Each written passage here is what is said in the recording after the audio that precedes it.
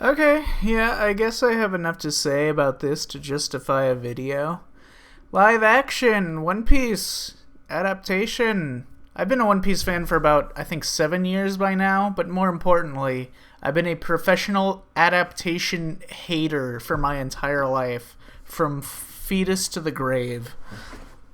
Now, granted, I think most adaptations are just bad, like, in general. Like, not even. I can't tell because there's so many bad adaptations, not just of anime, but like I hate most adaptations that other people even like.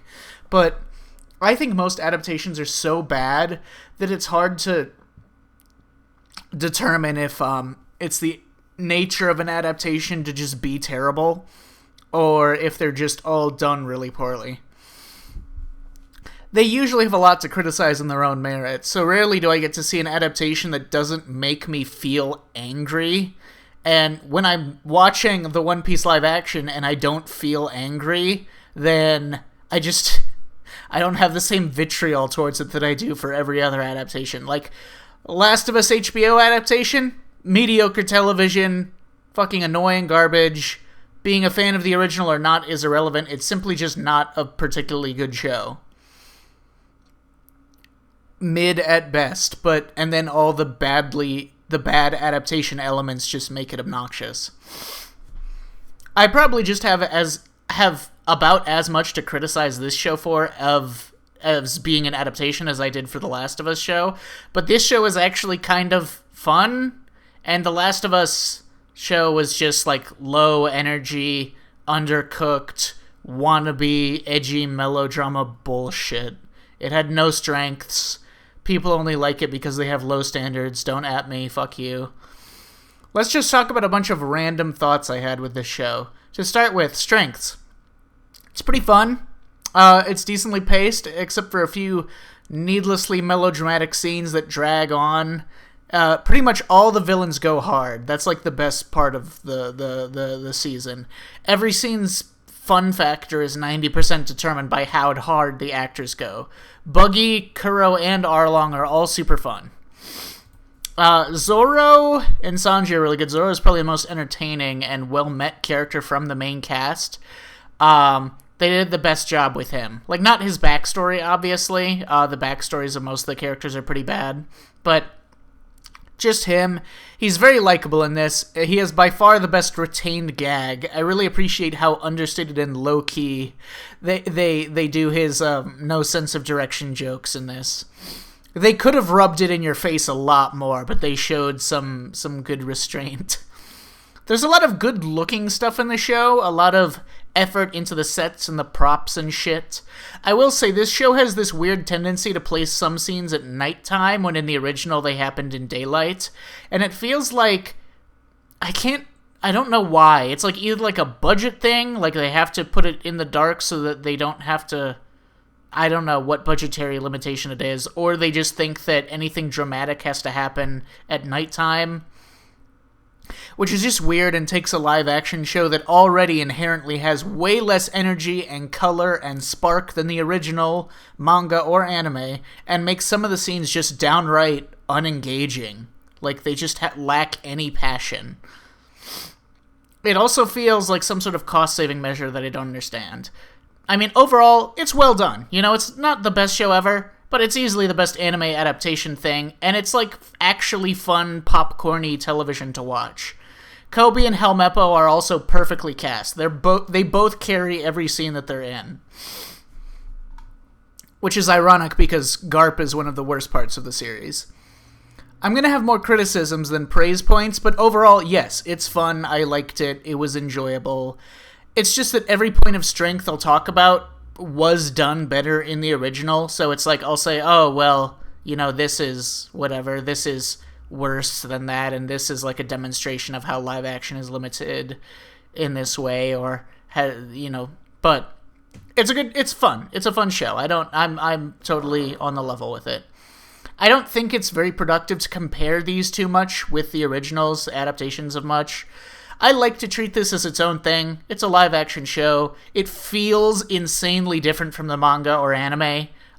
Just the vibe of watching it, of the live action, of the desaturated fucking colors and scenes, and just like the human looking people. The fact that they have plot similarities is nothing compared to how the entire vibe of the show the entire vibe of consumption is different by changing the medium. So it might as well be its own separate show. But I will say, I don't personally have a great love for Romance Dawn in the original compared to some of the best sagas of the series.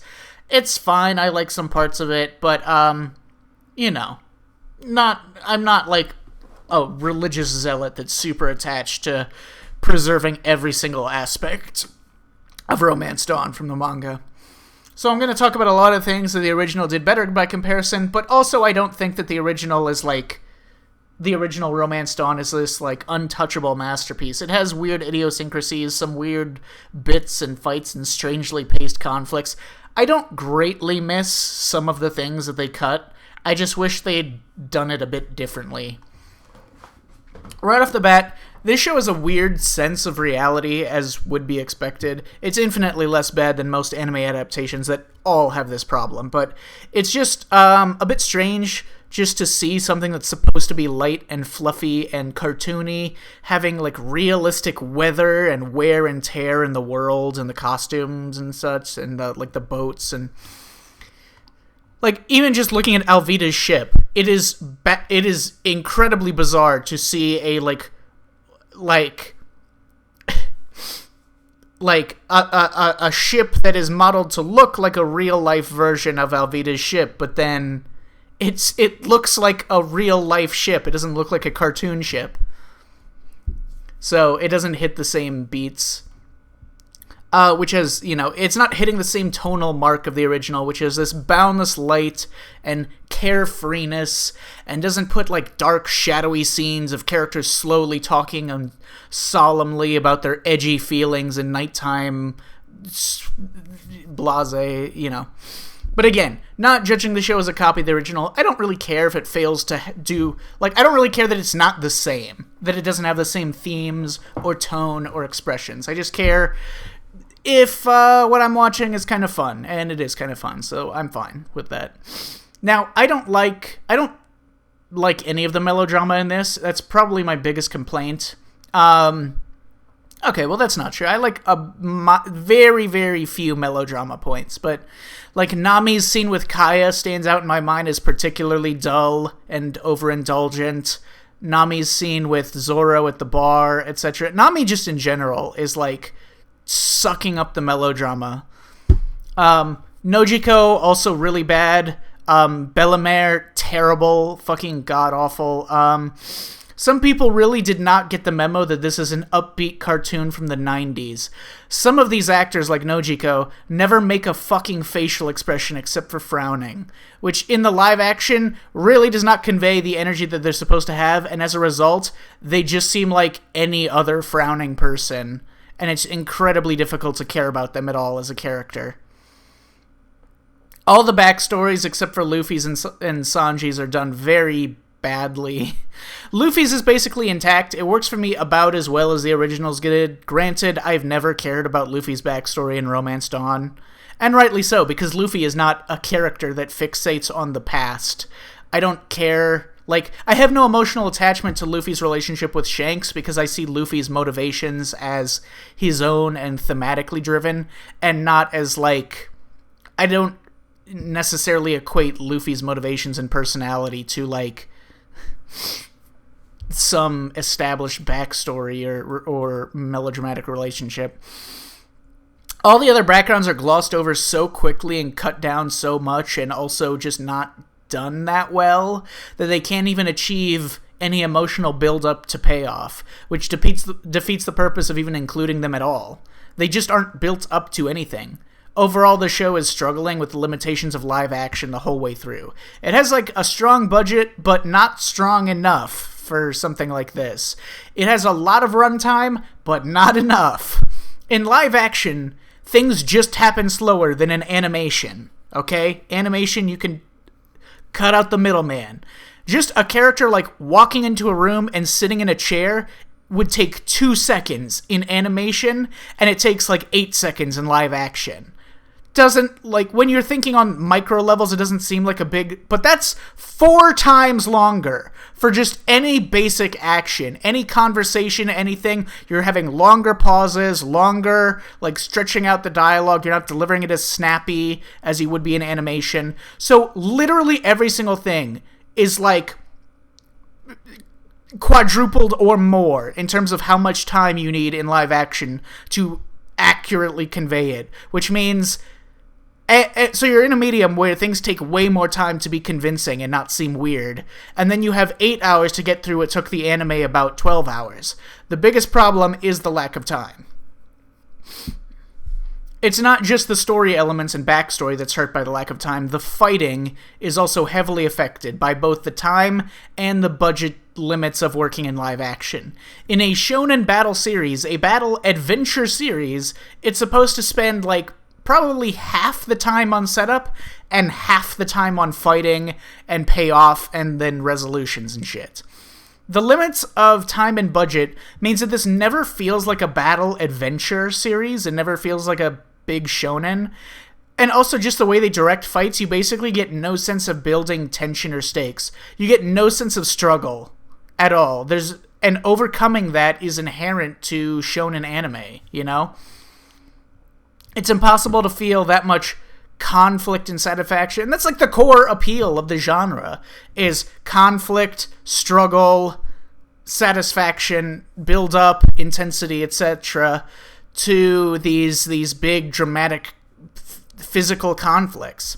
For instance, if we're talking about budget limitations, in the Syrup Village arc, they're limited to, like, 4 sets in total. It's very clear they don't have that many sets here.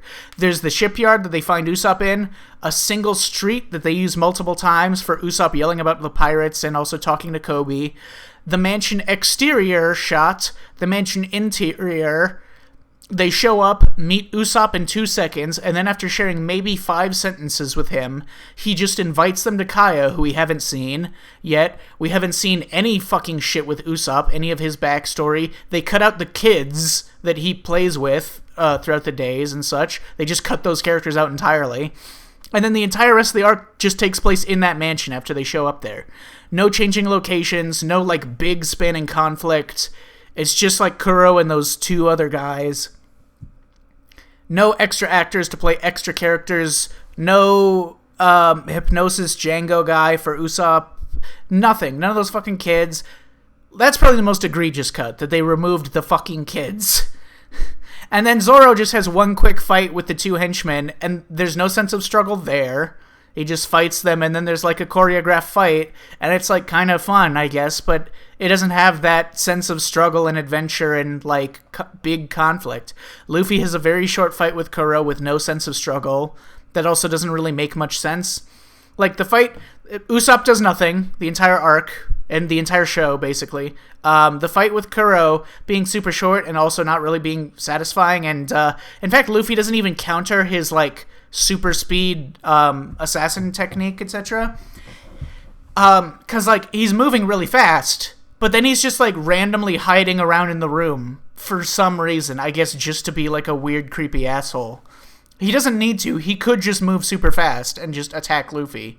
He just hits him once while he was hiding around a corner. Not while he was moving quickly, just while he was hiding around a corner, and then he never uses his super speed again for some reason. He just gets hit once and then dies. So Luffy never actually countered his super speed. It's just weird. And the fight being super short also then retroactively makes the insane amount of time spent in this one fucking building feel really needless, because it does not feel like a conflict that would have taken that long to resolve because of how struggleless the fights are. Now, what's on screen still mostly has fun stuff. Kuro goes hard.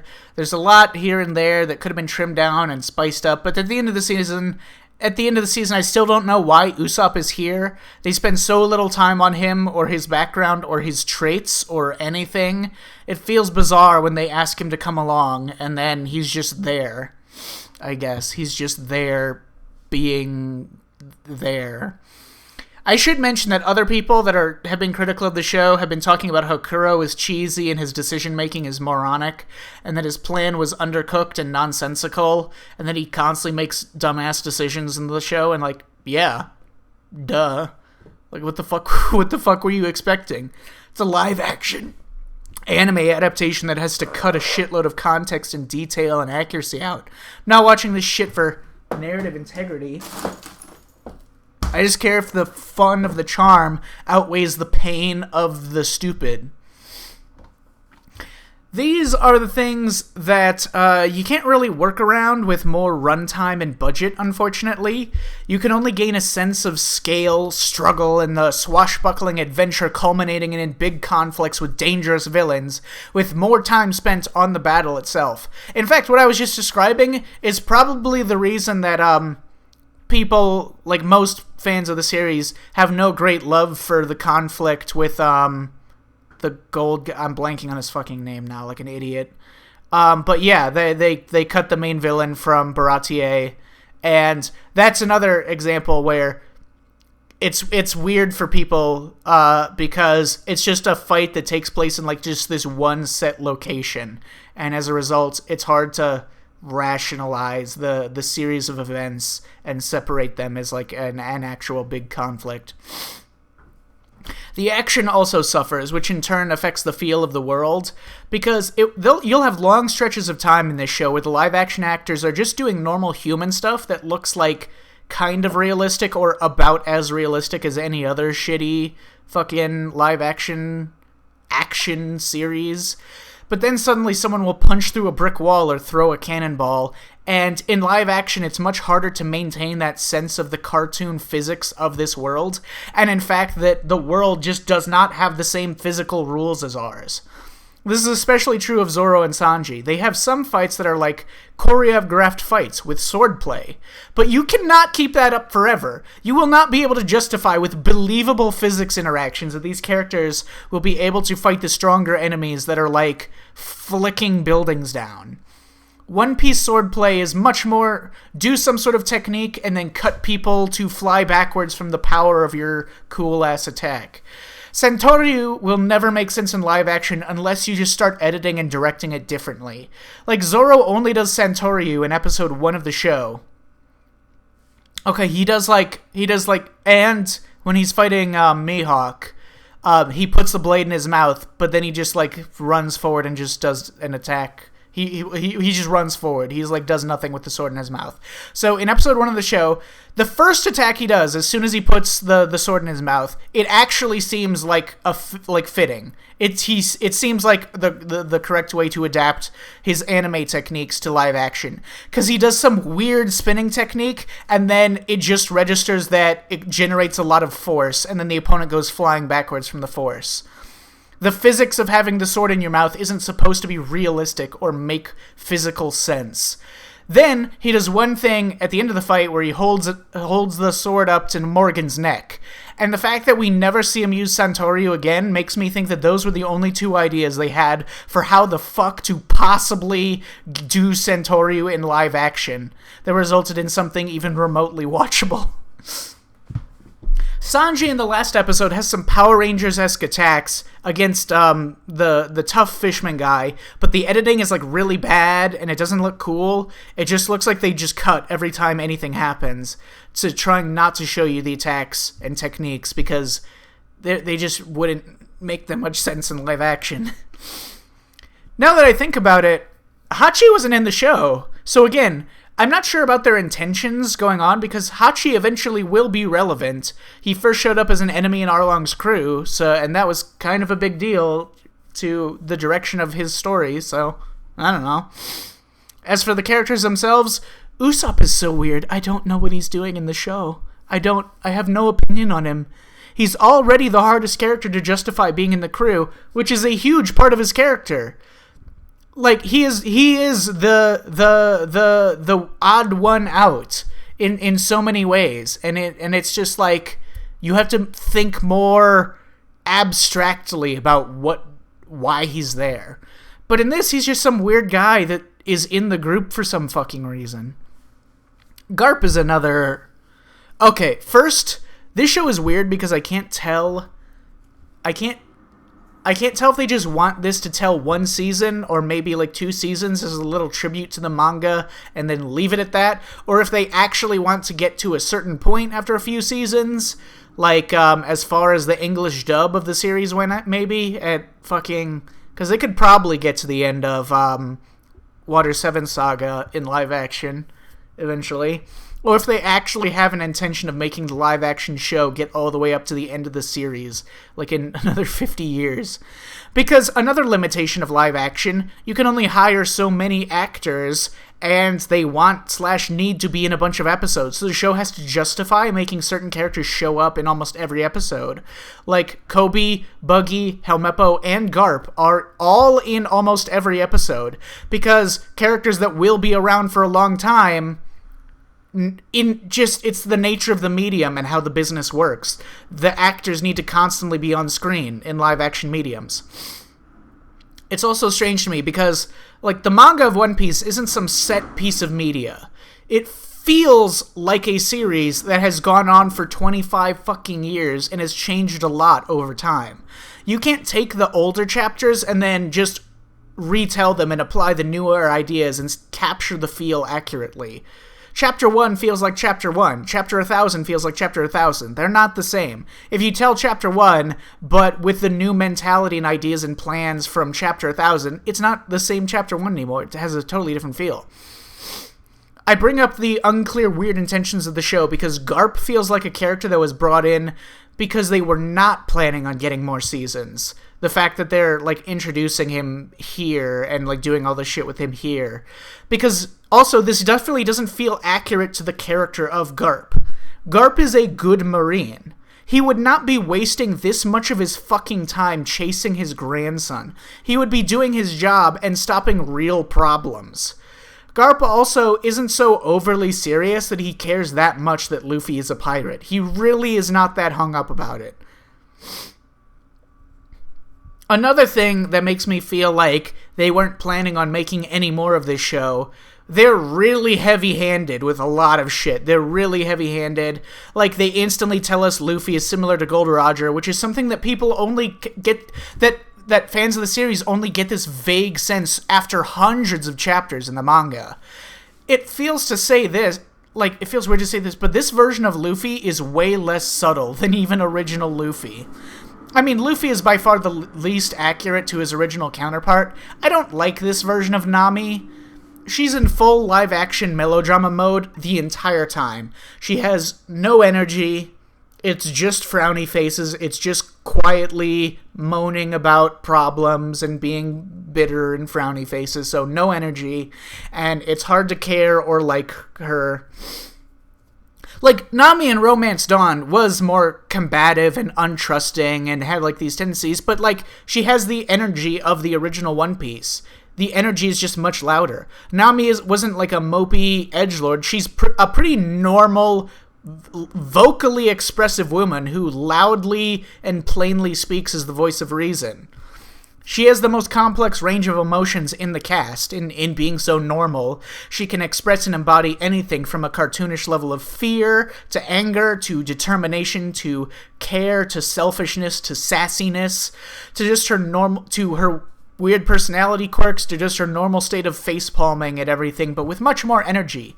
But none of this should feel like dark or edgy or melodramatic, right? Her complaining about everything is not supposed to feel like fucking melodrama moaning. This Nami has no energy. She's just dour all the time. She's not funny. She doesn't have any funny reactions or eccentricities. She doesn't play off the rest of the cast very well. In One Piece, nobody is supposed to be above comedy. If there is a character that tries to be serious, they are forced into comedy by characters like Luffy and all the other silly characters.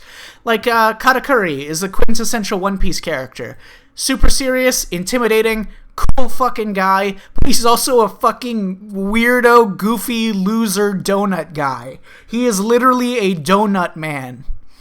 Like the famous NL face, right? God NL with that with like he's trying so fucking hard to be serious. He wants so hard to like be serious and be taken seriously and not like he's like so bothered by Luffy and his silliness, and he doesn't want to stoop to that level. He's like, no, I am serious. People take me seriously. I'm a serious guy, but he can't maintain it. Luffy gets the goofy out of him. That is how the series is. Nobody is above comedy. Another thing that strikes me as weird about the show's plans for the future is how many fucking Easter eggs there are. Like, there's a bounty poster for Bellamy, some other name drops that I don't remember, the Baroque Works guy, which is more reasonable because Baroque Works is, like, really not that far after this, but when you have the characters in the present talk about characters that will show up in the future, it can risk feeling corny, but more importantly, it makes the world feel smaller, which is the opposite of how you want this world to feel. If characters that we're talking to in this point in the world only ever seem to mention characters that we will meet, like, we're not supposed to get the sense that we are meeting every fucking person in the world. We're supposed to feel like the world is gigantic and that we're only meeting these, like, this small group of, like, only a tiny fraction of the entire goofy weird world full of pirates, full of weird people with weird powers, and full of fucking weird magic bullshit and weird cultures and stuff. But, you know, I think the best ones in live action are Zoro and Sanji. Like I said, they solve the live action problem really well with Zoro, because the problem with live action, and I don't want to criticize, like, Nami's actress or anything, but, like, I think they could have done better with Nami's character in this, because Zoro and Sanji are really good in this.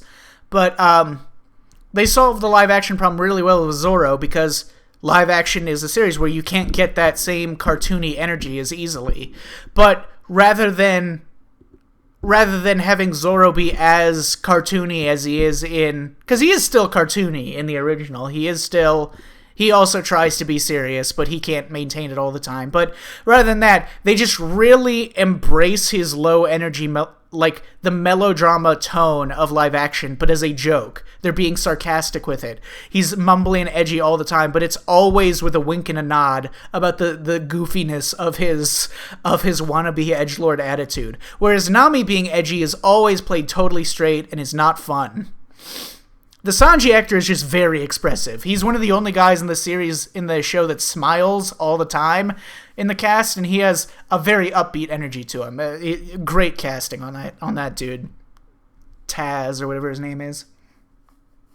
But yeah, Luffy is like a very different character in this than the original. I can't list the number of ways he's a completely different person, and he doesn't represent the same things as the original Luffy of the series. This Luffy is actually like a more, I don't know. I mean, he's kind of shonen protagonist-y. He's like a Goku. He's like cocky and sassy, and he gets into like dick measuring contests with the villains and like sass talks everyone and considers himself a hero and talks about helping the innocent and whatever. And he has like some small little moral crises in Baratie along the way, which is just a totally different type of character to the original Luffy. Taking this one as he is, not by comparison, I don't know how I feel about this Luffy. I can't tell if overall I enjoyed watching him or not. The problem with having a super, like, shonen Goku protagonist is that if your show does not have fucking shonen in it, it doesn't work as well. To me, this version of Luffy is some weird cocky asshole more than anything. Like, okay, it's okay, like, I never feel comfortable watching him talk to anyone because it doesn't feel like they're selling me on what they think they're portraying him as. Because he acts like a weirdo, but he doesn't, at least in my opinion, he does not act naive and innocent. He constantly acts and expresses himself as if he's fully aware of most of what he's doing and how it affects the people around him in tons of conversations. It's just very strange. Like, instead of being the most asexual, weird little boy of all time, it constantly feels like Luffy wants to fuck everyone he's talking to. He's just giving everyone sex eyes and sex voice and getting in their face to make him focus on the sex talk all the time. Like, Luffy should not be a character that fucking psychoanalyzes people, or talks about philosophy, or his beliefs, or moral relativism, or whatever, or really have any sense of how the people around him are, you know, like, he should not be intentionally goading the antagonists by insulting them and being sarcastic and sassy. He should be innocently doing silly little weird shit that he doesn't know to take anything seriously, and the villains get pissed off because he's not taking them seriously. Because he's so oblivious. Not because he's a sassy, cocky asshole. Because he's just a fucking boy that is just having a good time. He just gives the impression in the acting that he's fully aware of these mental states and the feelings of the people he's talking to, and he knows what he's doing. Like, when he talks to Kaya in the mansion, it is not... When he starts walking on the table towards her, he just walks onto the table and then starts walking towards her, and then takes a sip of his drink from his goblet while maintaining eye contact the entire time, like a fucking sex look, and it feels like he is knowingly engaging in charisma and sex talking her. He feels like a cocky douchebag. It doesn't feel like he stepped on the table because he's ignorant of social etiquette. It feels like he's doing this shit on purpose. Luffy getting angry should also be really, really rare. He enjoys fighting. He fights people because he's fun, and he gets stronger from it, and he doesn't have, like, that much of a sense of consequence most of the time. He shouldn't take most fights very seriously. And also, this is the thing that it bothers me the most about Luffy's portrayal in this, relative to the original. Luffy should not refer to himself as a good person. Luffy should not judge people because they're, like, really good and they help the innocent or whatever. Like, Luffy, I mean, kind of. You know, he likes people's personalities and stuff. He likes when people demonstrate that they're, like, really... They have strong hearts and they're loyal. It's kind of like the thing in, like, Kingdom Hearts 1, where Riku, even though he's, like, kind of a shitbag and, like, a selfish, like, whiny, jealous asshole, the universe still acknowledges that he has a strong heart, and that's why he's a Keyblade wielder, because he has a strong heart. That's kind of like the differential that I'm looking at here. Luffy likes people that have strong hearts. He's not that invested in, like, moral righteousness. Luffy is mostly a selfish, self-centered child. He likes people because they amuse him, or, like, they're friends with him, or whatever. Like, every single person... Okay, like, take Arlong Park. In the anime, the guy with the scars in his face, he first just walks up to him and just decides that he likes him because he looks silly, because he has the spinning propeller on his hat. And he's like, haha, it's a goofy look. You know, he's easily amused by all the silly wackiness of the world, and that's why he just naturally starts liking people based on them amusing him. He never calls himself a good person. He doesn't say, oh, I'm a pirate, but I'm not like other pirates. I'm a good guy. Because he's not! And he knows that he's not. In the manga, Luffy knows that he is not like a fundamentally righteous person. He isn't that different in a meaningful way, in a distinctive way from other pirates. He does what he wants. He does whatever the fuck he wants without regard to consequence or who it helps or who it hurts or puts in danger. He does not help strangers. He helps people he likes. Even if it's very easy for him to start liking people, he doesn't just, like, go out of his way to help the innocent because he just wants to be a good person. Luffy is not motivated by moral virtues. Luffy, being the way he is a huge part of the series because it represents the values and conflicts at play. Freedom and selfishness, the man of action, the pros and cons of his worldview, of his personality. There are pros and cons. There have to be cons. He is a man of action. He does not think. He doesn't talk. He does. He acts. This has pros and cons. He's carefree, laughing even in the most dire of situations, not giving a fuck, like goofing around, not taking it that seriously. This has pros and cons. This is also, he doesn't think of anything as that big of a deal most of the time. This is also reflected by the lively cartoon world of the original. The world is literally bouncing with life and fun, despite all of the, you know, violence and fascism that's technically there in the lore and plot. Luffy's carefree attitude makes us confront these concepts, enjoying life even at the worst of times, seeing the simple, amusing fun of everything around us and how quirky and interesting just the world itself is, but also being irresponsible, getting ourselves hurt, not working for the betterment of the world.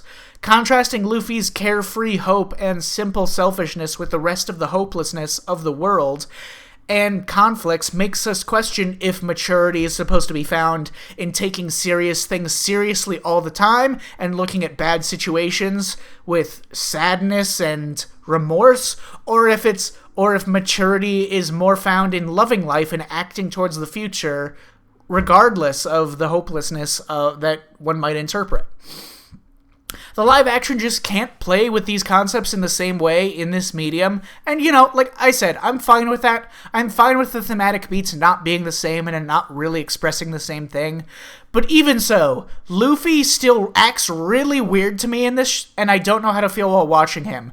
Because it feels like sometimes they're trying to tell original Luffy, but most of the time he does not feel like a naive, innocent character at all. But for this version of Luffy, he's kind of charming sometimes. I don't hate him. He's just very bizarre, very weird, very inconsistent, he's just like a weird feeling fucking character. But the best little scene in the entire season of this is part of the totally new plot line following Koby. In the last episode, when Koby talks to Luffy again before he takes off, that's the closest the show comes to an effective emotional payoff, in my opinion. They did miss what I felt was a very easy, strong moment by changing the scene where Sanji feeds the pirate. Instead of the dying man coming in, trying to order food by gunpoint because he's a vicious pirate, and getting thrown out, and then being on his last legs, and then Sanji still goes out and feeds him, and they have just this gentle moment in the breeze, which is just some random guy that stumbles in, this moment in the breeze, like this rare moment of actual, like, quietness and tranquility, even in the anime, of just, like, Luffy just sitting there, waving his feet, just feeling the breeze, Sanji, smoking and smiling, and, the dying pirate eating his food. And it's just like this rare moment of tranquility that really has, like, a powerful effect, especially after an equally powerful scene of, the pirate walking in. And it's like, that sequence of events is really great in the original because you can't predict the way it's going. Like, this weird-looking pirate that looks like he's really injured or something walks in, but he's also, like, he also feels really sinister, and he's making everyone nervous and uncomfortable, and he's, like, threatening people and such, and you don't know where it's going. You don't know if this guy is going to be, like, a conflict, but then it establishes that the Baratier waiters and staff are all, like, really strong pirates that can defend against any pirates, and then, like, but then we, like, sympathize with this character and we go outside. It's just this sequence of events that is just not super easily cliched and predictable. But in this, it's just some random guy that just stumbles in, has like a minute of total screen time, and then Sanji just feeds him, and it's very predictable how things all play out here. It's just a weird thing to change. I don't know why, because that is not something that I feel like should be difficult for them to adapt into live action. That's like a very easily adaptable slam dunk scene, or sequence. They also don't have Sanji beat up the unruly customer over wasting food. I mean, he kind of does, I guess. Yeah, I mean, in the original series, the guys, like, attack Sanji, and then he beats him up.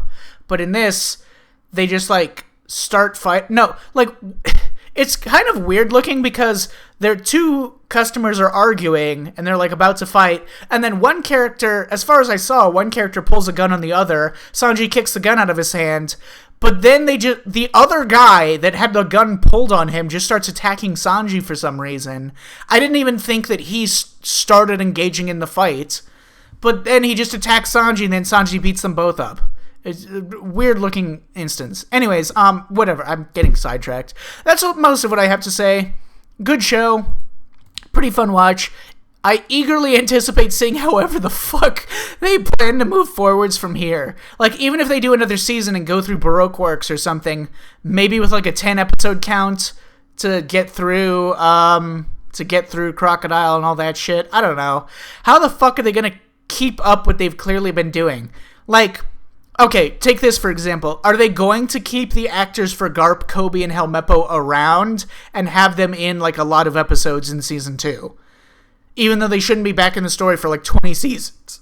Are they just going to keep writing more plot lines for these characters to be doing on live action TV? I don't know. Who knows? That's all I got. See ya.